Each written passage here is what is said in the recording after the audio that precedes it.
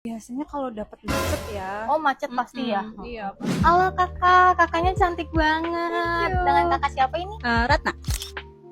Aku mau tanya, di bulan Ramadan ini biasanya kalau udah mau lebaran, kakak pulang kampung apa enggak? Iya, aku pulang Oh, pulang kampung. kampung. Biasanya hal apa sih yang bikin kesel ketika pulang kampung kayak gitu, yang bikin kesel apa kak? Biasanya kalau dapat macet ya. Oh, macet pasti ya. Iya, pasti.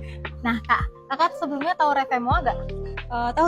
Aku punya satu produk yang bagus banget buat kakak. Oh, apa tuh?